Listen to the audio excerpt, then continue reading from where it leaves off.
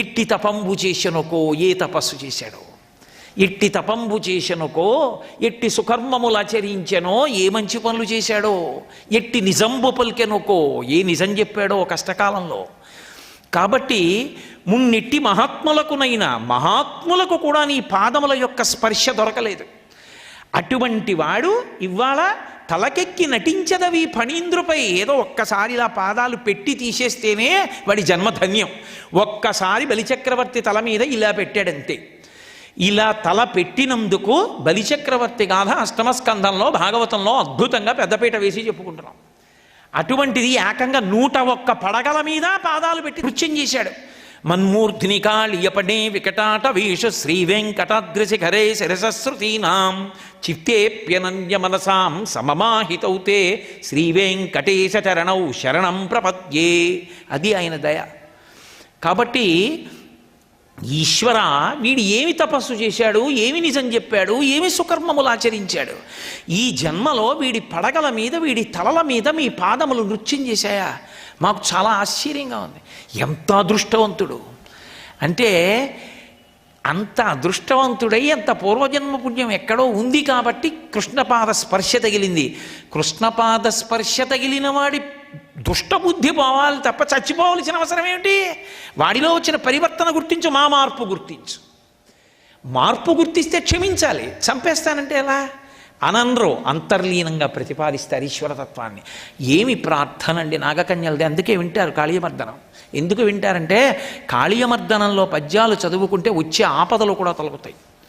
కాబట్టి వాళ్ళు ఈ మాట వాళ్ళన్నారు, బహుకాలంబు తపించి వ్రతముల్ పాటించి కామించి నీ మహనీయోజ్వల పాదరేణు కణ సంస్పర్శాధికారంబు శ్రీ మహిళారత్నము తొల్లి కంచెనిది నేమం వేమియున్ లేక ఈ అహి నీ పాదయుగాహతింబడచనీడచ్చద్భుతం ఈశ్వర. ఈశ్వర, కొన్ని జన్మలు తపస్సు చేసింది ఆదిలక్ష్మి. అంత తపస్సు చేసి నియమాలు పాటించి వ్రతములు చేస్తే ఆవిడికి ఒక అధికారం వచ్చింది.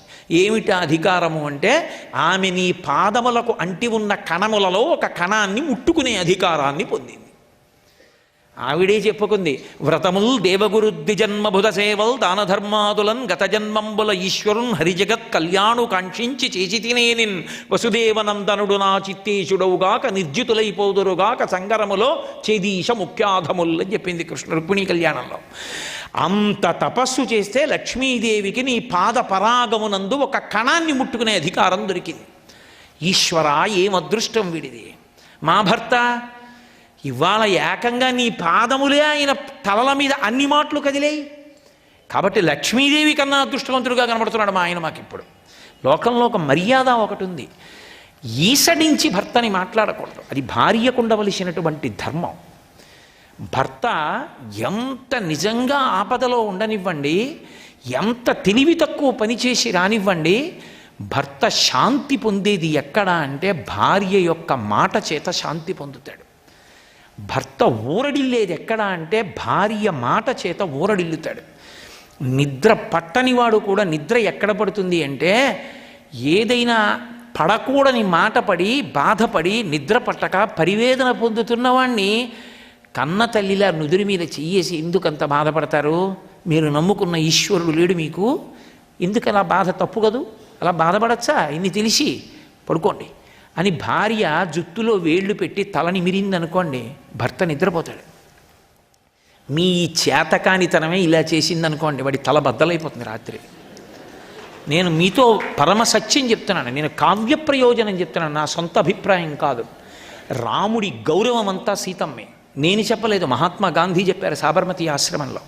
సీతమ్మే రాముడి కీర్తి. అందుకే కలియుగంలో కూడా రాముడు ఆరాధింపబడుతున్నాడంటే ఘనత సీతమ్మది.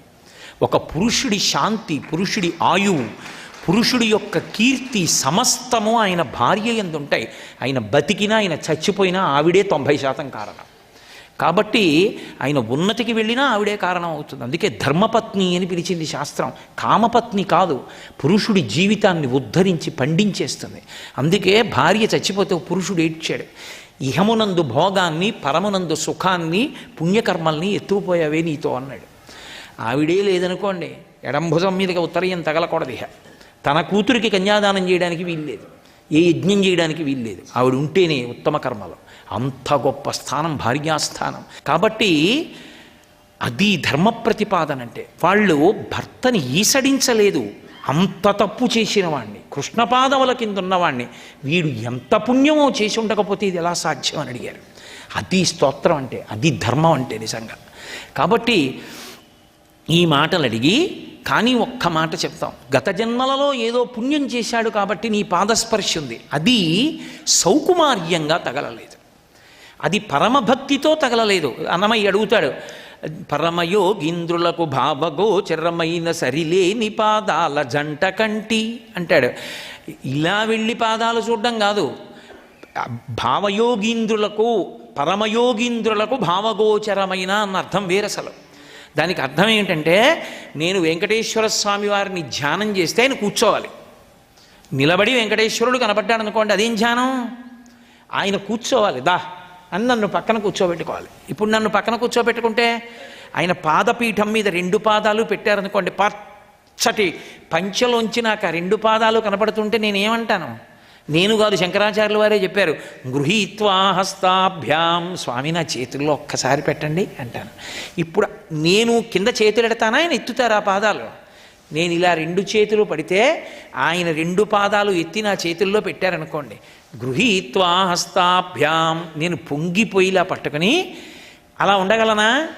శిరసి నయని వక్షసి వహన్, వంగిపోయి ఇలా కళ్ళకి ఇలా అద్దుకుంటే, చిన్నతనంలో పడిశం పట్టినప్పుడు మా అమ్మ పల్చటి గుడ్డలో కర్పూరం బియ్యంలో కలిపి మూట కట్టి ముక్కు దగ్గర పెట్టినప్పుడు ఎంత సౌకుమార్యంగా తిత్తిలా మూట నాకు తగిలిందో, అలా స్వామి వేళ్ల చివరి భాగములు నా లలాటమునకు తగులుతుంటే, అందులోంచి ఆ చందనపు వాసన వస్తుంటే పాదాల మీద వాలి మురిసిపోయి ఒక్కసారి గుండెల మీద పెట్టుకుంటానంటే, ఆయన ఇంకొంచెం పైకెత్తితే పాదముల కింద రేఖామయధ్వజుదాకలచాత పత్ర వజ్రంకుశాంబురుహ కల్పక శంఖ చక్రై భవ్యైరలంకృత తలౌ పరతత్వ చిహ్నై శ్రీవేంకటేశ చరణౌ శరణం ప్రపద్యే అని దివ్యమైన చిహ్నములను పాదముల కింద చూసి నా తల మీద పెట్టుకుని నేను ధ్యానంలో ఆనందం అనుభవిస్తే, అది ధ్యానమునందు పరమయోగీంద్రులైన వాళ్ళు మాత్రమే దర్శించే పాదాలన్నాడు అన్నమయ్య. సర్వం శ్రీ ఉమామహేశ్వర పరబ్రహ్మార్పణమస్తు. స్వస్తి.